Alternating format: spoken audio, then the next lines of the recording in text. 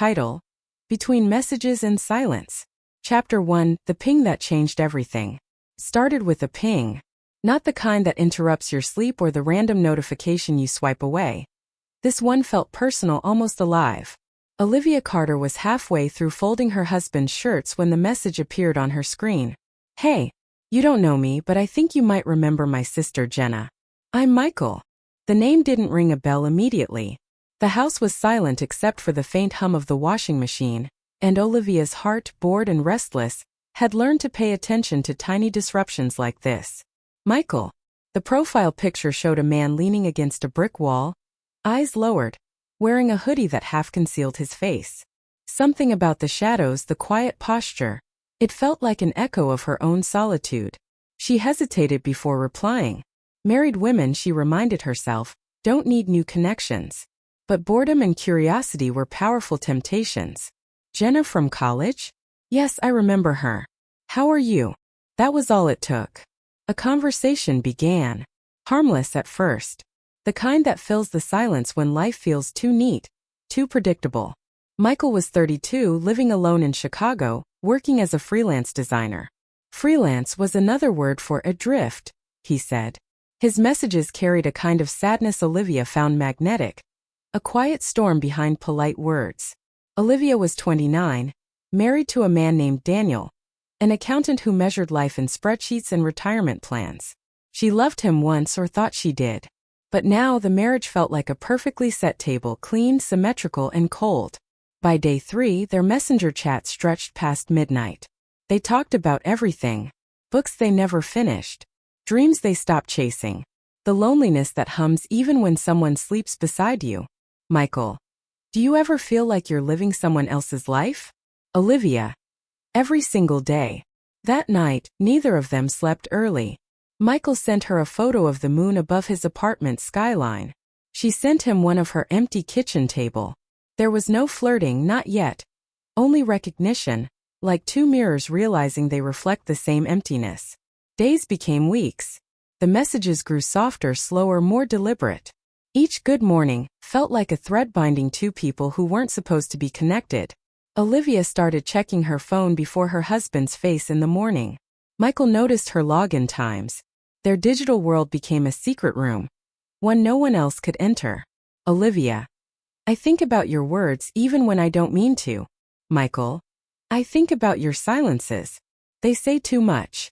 He told her about his struggle, depression, the slow collapse of confidence after losing his job 2 years ago, the therapy sessions that didn't stick, the nights when he couldn't feel anything. She told him about the polite arguments, the empty bed, the fear of becoming invisible in her own marriage. There was no judgment between them, just understanding. But the understanding was dangerous, because loneliness, when met with empathy, often disguises itself as love. One night, after weeks of messages and confessions, Michael wrote, "Can I be honest? I don't want to just type anymore. I want to see you." The words lingered on the screen like smoke. Olivia stared at them for minutes. Her pulse quickened, not in fear but in longing. "Why?" she finally typed. "Because I need to know if you're real," he said. "And if I'm not? Then I'll still remember the voice that made me feel alive again." She closed her eyes. Somewhere between comfort and desire, she had crossed an invisible line. The next morning she looked in the mirror and saw something unfamiliar. Not guilt but light. The kind that flickers before it burns. That evening she sent a message. "There's a small cafe near the river. Saturday, 4 p.m. It was the first time she had ever typed something she couldn't delete. Michael replied only once. "I'll be there." Here comes Chapter 2: The First Touch of Reality. The cafe by the river was smaller than Olivia imagined. Quiet, almost shy, with worn wooden tables and a faint scent of roasted beans and rain. The afternoon light spilled through the window, painting everything in a soft gold that made even ordinary things look poetic. She arrived early. Too early. Her hands trembled as she adjusted the scarf around her neck, pretending to scroll through her phone. The screen showed no new messages, but her reflection in the glass, that told another story. Her lips nervous. Her eyes expectant. She hadn't felt this alive in years. Across the city, Michael stood before the cafe's door for a full minute before entering.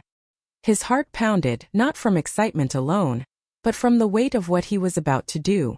He had spent weeks imagining her. Her voice between messages, her laughter breaking the silence. But reality has its own gravity. When he finally stepped inside, Olivia looked up. And just like that, the world paused. No thunderclap, no movie score. Just two people locking eyes, realizing that all the nights they typed and confessed and dreamed had led to this moment. A moment terrifyingly real. "Michael," she whispered, standing halfway, uncertain whether to hug or just smile. He nodded, his eyes tracing her face as if trying to reconcile it with every digital version he had seen. "You're exactly how I imagined." Except what?" she asked, half smiling. "More human," he said softly. That broke the ice. They sat across from each other, nervous laughter filling the gaps words couldn't. For the next hour they talked like old friends meeting after years. Not lovers, not strangers, just two lost souls rediscovering warmth. Every time her eyes met his, something unspoken flickered, a question neither dared to answer aloud. Michael's voice was low, thoughtful. "You know, I almost didn't come." "Why?" she asked. "Because I was afraid you'd be real. And if you were, I'd have to deal with everything I've been avoiding. My loneliness, my need for someone who actually listens." She nodded, eyes fixed on her coffee. "I almost didn't come either. I kept thinking, what if this ruins everything? My life, your peace." He smiled faintly. "Maybe some things need to break to let the light in." For a moment neither spoke. The cafe faded around them. Only their breathing remained, two rhythms finding the same pace. When Olivia finally looked up, her eyes shimmered with something that wasn't tears but the memory of them. "Do you ever feel," she asked, "that life punishes us for wanting more?" Michael leaned forward, his voice barely above a whisper. "It's not wrong to want more, Olivia. It's only wrong to pretend we don't." Something inside her trembled. In that instant she realized she was dangerously close to falling. Not for his charm but for the way he saw her. The way he understood her silences better than her husband understood her words. Time slipped. The cafe began to empty. Outside, the river caught the fading sun, glimmering like liquid fire. "I should go," she said, finally standing. Michael nodded but didn't move. "Can I walk you to your car?" She hesitated, then nodded. The short walk was quiet, the kind of silence filled with meaning. When they reached her car, she turned to him, uncertain how to end something that didn't feel like an ending. "Thank you," she said softly. "For what?" "For being real." He smiled, stepping closer but not too close. "I don't know what this is, Olivia, but I don't want it to end here." She took a slow breath. The world seemed to tilt slightly, the air heavy with something unnamed. Then she said the one thing neither expected to hear. "Then let's not end it." "Not yet." And with that, she opened the car door, got in and drove away, leaving Michael standing by the river, holding the weight of everything unsaid. That night her phone lit up. One message. "Michael, you looked at me today like you were remembering something that never happened." Olivia. Maybe I was. Or maybe I was imagining what could. The typing bubbles appeared, disappeared, reappeared. A dance of hesitation. Finally he replied. "Then maybe imagination is safer than truth." "Maybe," she wrote, "but less beautiful." That night, both stayed awake, him staring at the ceiling, her tracing her wedding ring, wondering when emotion became betrayal. They didn't touch. They didn't confess. But something had already changed, quietly, irrevocably. It wasn't love yet. But it was the beginning of everything that could destroy or save them. To be continued. Would you like me to move into Chapter 3, where the emotional connection begins to grow deeper, blending guilt, longing, and self-discovery, while they continue their late-night messenger bond after that first meeting? Chapter 3: The Distance Between Messages. The night after their meeting, Olivia couldn't sleep. The house was dark, her husband's steady breathing a reminder of everything she was supposed to be content with. But her heart felt elsewhere, caught in a rhythm that wasn't her own. On the bedside table, her phone glowed softly. One unread message. "Michael, I can't stop replaying today." Her pulse quickened. She typed and erased her reply twice before settling on something simple. "Olivia. Me neither." That was how it began again. Over the next few days, their messenger chats became longer, quieter, more intimate in the spaces between words. Not romantic in confession but romantic in tone, the way they noticed small details no one else cared about. Michael. I found your scarf scent on my sleeve today. Jasmine, right? Olivia. Maybe. Or maybe the river just carried something. Michael. Then the river must miss you too. Sometimes their conversations felt like poetry written in real time. Fleeting, impulsive, and dangerous. Olivia began to notice herself smiling for no reason. Her husband Daniel would ask from across the room, "What's funny?" She'd shrug. "Just a message from an old friend." But guilt like a shadow grows silently. Every time she lied, her chest tightened a little more. Every time she typed his name, she imagined the consequences if Daniel ever saw. And yet she couldn't stop. Michael too was changing. For years he had felt numb to people, to ambition, to himself. But Olivia's words began to thaw something inside him. Michael. You make me feel like I still matter. Olivia. You always mattered. You just forgot. Michael. And what about you? Olivia. I'm remembering who I used to be. Their messages stretched past midnight. Some nights she'd fall asleep with the phone still glowing beside her. His words lingering like a whisper against her skin. Then one evening something shifted. Michael. Do you ever imagine what would have happened if we met years ago? Olivia. Yes. Maybe then it wouldn't hurt this much. Michael. Do you think this? Then one evening something shifted.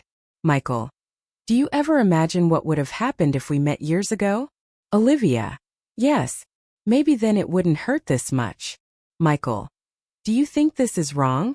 Olivia. I think it's real. And real things are rarely simple. The typing bubbles appeared, paused, then stopped. For the first time he didn't reply.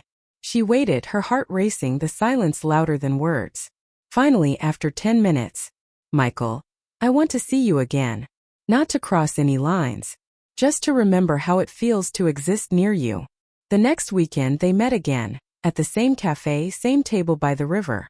This time the nervousness was gone. They spoke more freely, laughed more easily, and shared the kind of honesty people usually hide. Michael told her about his therapy, about the fear that he'd never be enough for anyone. Olivia told him about the loneliness that creeps in even when someone says, I love you. At one point she looked out the window and said, Do you think we're bad people? He shook his head. No. Just people trying to feel alive in the wrong chapters. Her eyes filled. Not from guilt but from recognition. He reached out and placed his hand gently over hers. No words, no explanations, just a quiet understanding that some connections can't be categorized as right or wrong. They stayed that way for a long time, two hands meeting across the table between everything forbidden and everything human. When Olivia returned home, Daniel was waiting at the dinner table. He smiled, poured her a glass of wine, and asked about her day. She answered, but her voice felt like it belonged to someone else. Later that night, when Daniel reached for her in bed, she froze.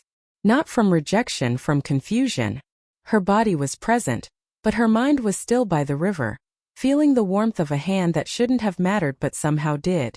At 2:17 a.m., unable to bear the silence, she messaged him. Olivia. I can still feel you. Michael. I can still feel your heartbeat. Olivia. Do you ever wish we'd never met? Michael. Sometimes.